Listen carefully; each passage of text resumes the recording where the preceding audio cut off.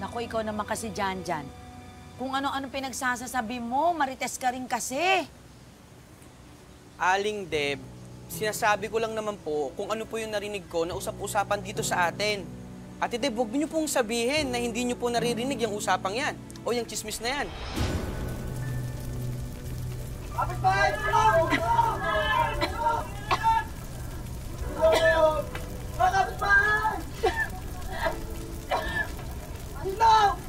Tulog! Rod! Gising, Rod! Rod, may natutulog! Rod! Rod, may natutulog!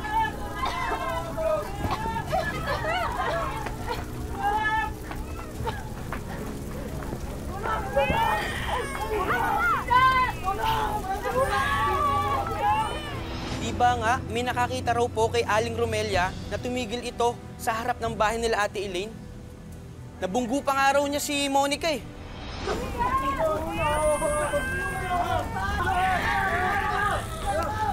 At sabi po sa usap-usapan, pumasok po ito sa loob ng bahay nila Ate Elaine.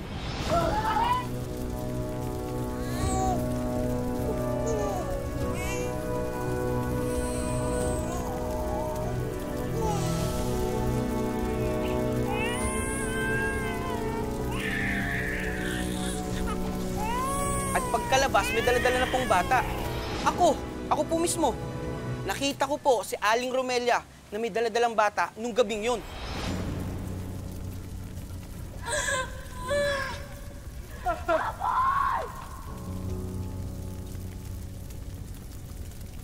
Pero alam naman natin na dati pang maraming inaalaga ang bata si Romelia noon pa.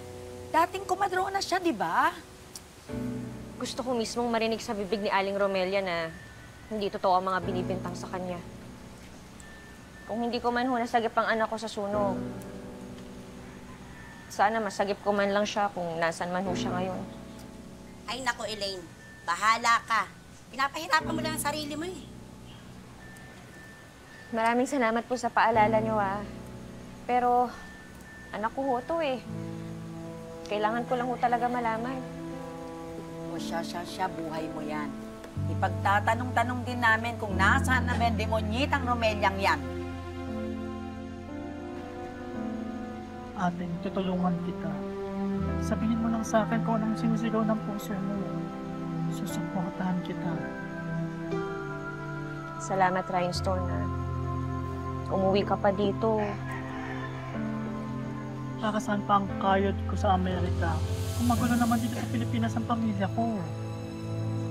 Ate, wala kang kasalanan. Oo, iniwan natin sila. Para magtrabaho, yun ang sakripisyo natin. Na sana silang naiwan dito, magsasakripisyo din. Wala kang ginagawang masama. Wala tayong kasalanan.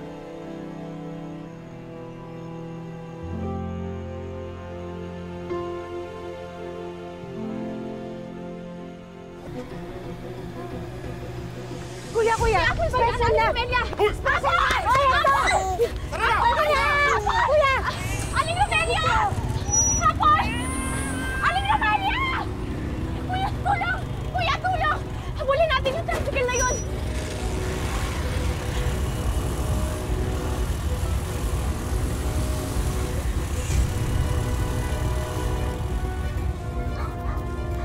Ate Elaine! Ate Elaine!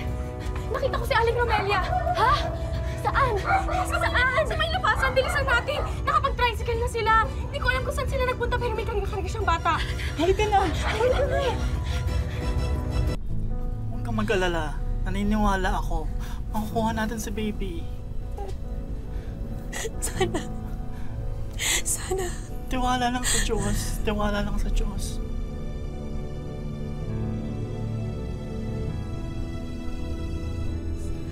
May balita na po, Mrs. Hindi ba po nakakalayo yung dalawa? At nakamonitor na po sa CCTV ng barangay para kahit saan po sila magpunta, eh makikita sila. Salamat sa Diyos. Huwag ko kayo mawala ng pag-asa, ma'am.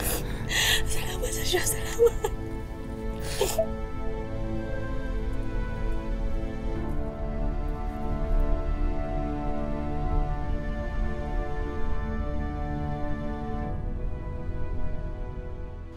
Kuya Rod! Kuya Rod! Sino yan? Si Jan to, Kuya Rod! Teka! Kuya!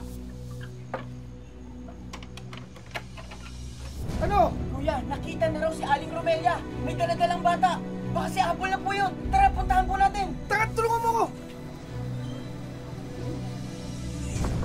Tao po! Tao po! Kuya, tao. Kuya, may tao sa loob. Opo! Aling Romelia!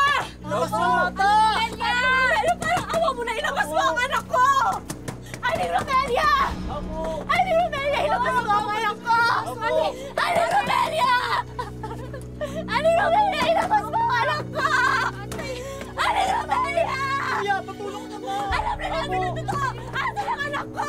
Wala yata talagang tao. Labas yung bata! Asan ang anak ko? Aling Romelia! Wala sa resya tayo. Wala eh. Aling Romelia! Ilabas mo ang anak ko! Walang tao naman. Ma'am, walang tao. Hindi niyo ba pwedeng pasukin, ha? Nasa resya yata tayo. Wala, walang tao. Kuya, pakiusap na mo. Ilabas mo ang anak ko! Ilabas mo ang anak ko! Nasaan siya? Apo. Nasaan siya? Aling Romelia, parang ako muna. Asan ang anak ko? Walang tao. Ibalik mo ang anak ko! Ay, sila! Ay, alam ko yan! Ay, may alam ko yan! Kuya, tulungan mo! Anak ko! Walang tao mo yan. Lalapit! Lalapit! Tao mo yan. Aling Romelia, ibalik mo ang anak ko! Anak ko yan! Anak ko yan! Tao, Mel! Anak! Patay na ang anak mo! Kung hindi ko anak yan, bakit hindi mo may pakita sa akin? Pamangkin ko to! Sinungaling ka! Anak ko yan!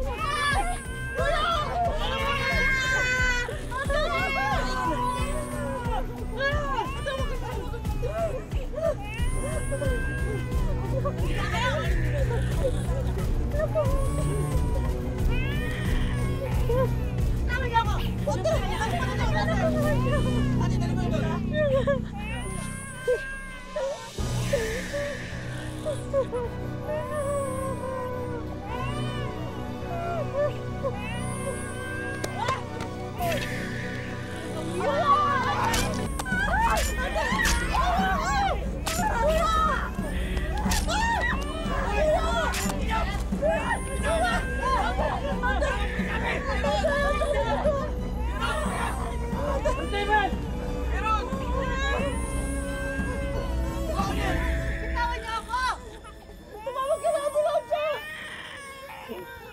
Tulong! Oo! Kinuha ko yung bata dahil pinababayaan lang ng asawa mo. Dapat ka pasalamat ka sa akin eh. Kung hindi ko kinuha yung bata, patay na sana siya ngayon dahil sa katangahan niya. Tumahimik ka! Eh di sana, nasa mas mabuti pa siyang pamilya ngayon. Tumahimik ka! Hindi mo alam ang sasakripisyo ko bilang ina! Ayop ka!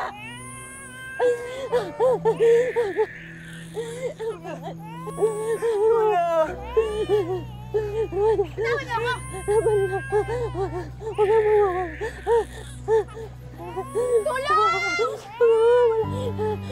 Patay na yun yan. Ayok ka. Kuya.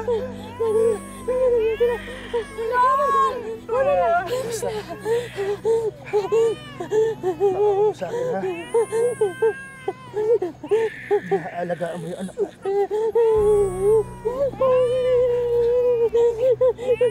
Lumaban ka! Lumaban ka! Lagi mo sasabihin sa kanya. Na mahal siya ng papa niya. Sana balang araw. Patawad yung mga pagkukulang ko sa kanya. Pasensya na, mahal, ha? Sana mapatawad mo. Huwag mo ka magsas... Ang daming dugo, ate. Kuya. Kuya. Kuya! Kuya. Ate, ang daming dugo. Tulong! Kuya. Kuya!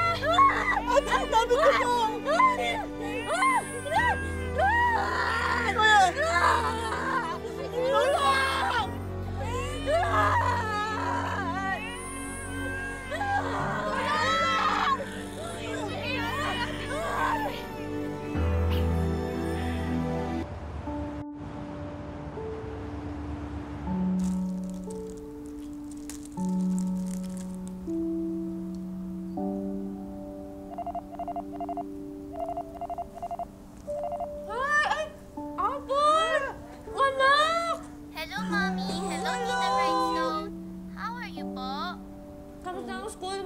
Okay naman, Mommy eh.